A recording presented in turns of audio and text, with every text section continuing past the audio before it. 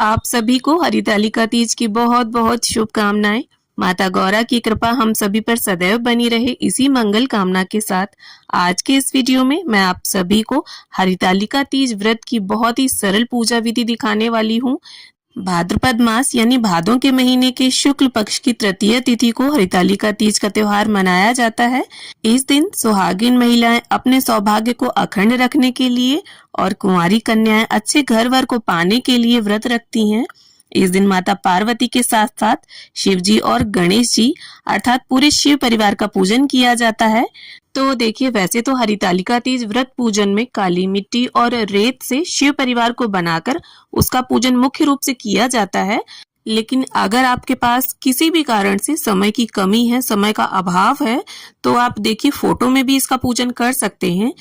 तो यहाँ पर देखिए, पूजा के लिए हमने चौकी लगा ली है। चौकी के ऊपर लाल और पीले रंग का वस्त्र बिछा लिया है और अच्छे प्रकार से आप 16 श्रृंगार कर लें, क्योंकि मेनली ये पूजन सुहाग के लिए किया जाता है। तो अच्छे प्रकार से सज सवर के आप इस पूजन को करें। और देखिए, इस पूजन को प्रदोष काल में किया जाता है। तो शाम के समय हम इस तरह से चौकी लगा लेंगे और चौकी पर देखिए गंगा जल का छींटा हम दे देंगे। अब इसके बाद आपको देखिए अक्षतों का आसन देना है, आप फूलों का भी दे सकते हैं। और इसके बाद हमें शिव जी का एक ऐसा फोटो लेना है जिसमें उनका पूरा परिवार हो। तो यहाँ पर हम इस प्रकार से शिव परिवार को विराजमान कर लेंगे। अब इसके बाद हमने यहाँ पर 2 केले के पत्ते लिए हैं और इन्हें इस तरह से हम देखिए चौकी पर लगा लेंगे। तो या तो आप 5 फूलों की लड़ियों से फुलेरा बना लें या केले के पत्ते भी लगा सकते हैं। तो फुलेरा बनाकर और पार्थिव शिव परिवार का पूजन किस तरह से किया जाता है उसकी वीडियो भी मेरे चैनल पर है, लिंक मैं आप सबको डिस्क्रिप्शन में दे दूंगी। इसके बाद देखिए चौकी पर हमें थोड़े से अक्षत डालने हैं और यहाँ पर अष्टदल कमल की आकृति बना लेंगे हम और कलश स्थापना करेंगे।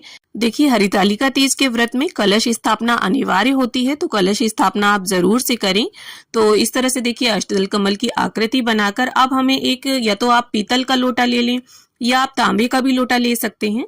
तो यहाँ पर मैंने पीतल का एक लोटा लिया है, उसके कंठ पर मोली बांध ली है और गंगा जल, सिक्का, सुपारी, हल्दी की गांठ, अक्षत, ये सभी चीजें नॉर्मली जो कलश स्थापना में डलती हैं वो सारी सामग्री हम कलश के अंदर डाल लेंगे।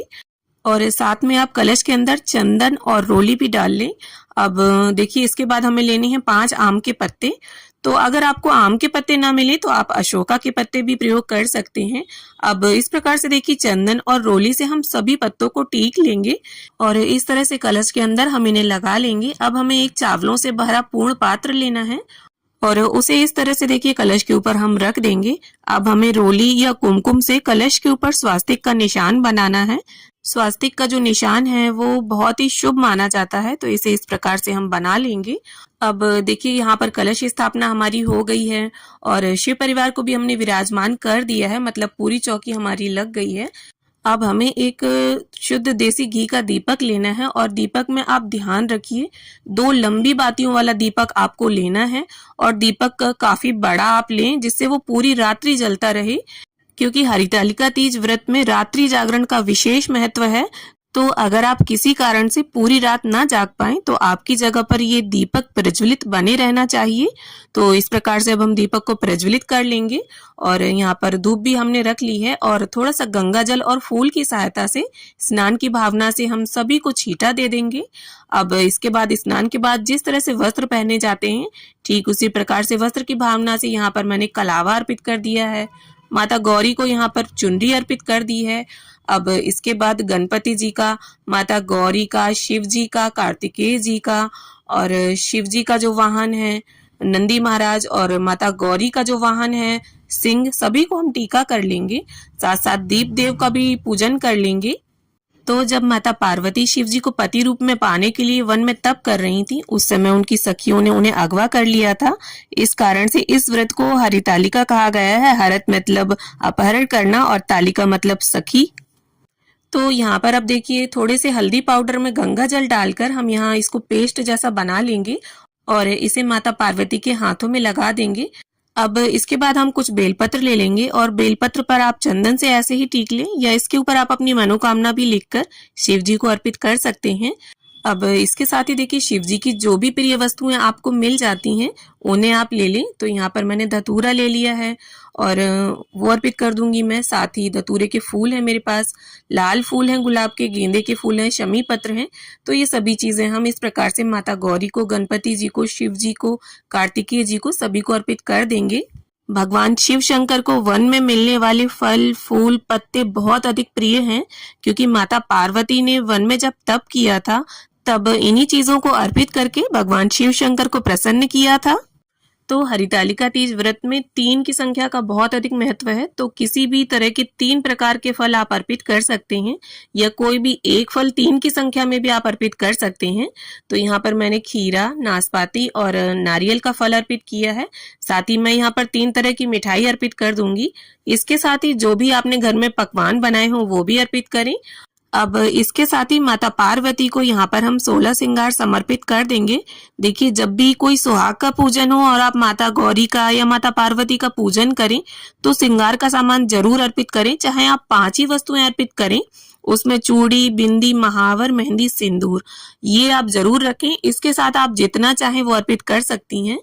और जो हमने श्रृंगार का सामान अर्पित किया है उसमें से बिंदी एक निकालकर हम यहाँ पर माता पार्वती को लगा देंगे। देखिए, माता पार्वती, माता गौरा एक ही हैं। अब इसके साथ ही सीधे हाथ में पुष्प या अक्षत लेकर हम हरितालिका तीज व्रत की कथा पढ़ लेंगे। तो देखिए, हरितालिका तीज व्रत, जिसे गौरी तृतीया व्रत भी कहते हैं, ये एक ऐसा व्रत है जो आजीवन रखा जाता है, कभी भी छोड़ा नहीं जा सकता और पूरे दिन निर्जल निराहार रहकर इस व्रत को किया जाता है। तो यहाँ पर मैं कपूर आरती कर रही हूँ। आप चाहें तो घी का दीपक लगाकर भी आरती कर सकते हैं। तो इस प्रकार से अब हम सभी की प्रेम पूर्वक आरती उतार लेंगे। तो देखिए, कलश के ऊपर का दीपक अगर पूरी रात्रि अखंड जलता रहता है तो इससे जो हमें रात्रि जागरण का फल है वो पूरा पूरा प्राप्त होता है। अब आरती संपन्न करने के बाद सीधे हाथ में थोड़ा सा जल लेकर आप इस तरह से 3 बार फिरा दें पूरी चौकी के आसपास और हाथ जोड़कर भगवान शिव शंकर से और माता पार्वती से पूजा में रही कमियों के लिए क्षमा याचना कर लेंगे और ऐसी प्रार्थना कर लेंगे कि माता गौरा हमारे सुहाग को अखंड रखें और अपना आशीष, अपनी कृपा हम पर और हमारे परिवार पर सदैव बनाए रखें। अब देखिए, आपकी शादी का जो भी सिंदूरा हो, मतलब जो भी सिंदूर दानी हो जो आपके चढ़ाई में चढ़ी हो, उसमें आपको नया सिंदूर भरना है। जूठा सिंदूर नहीं होना चाहिए।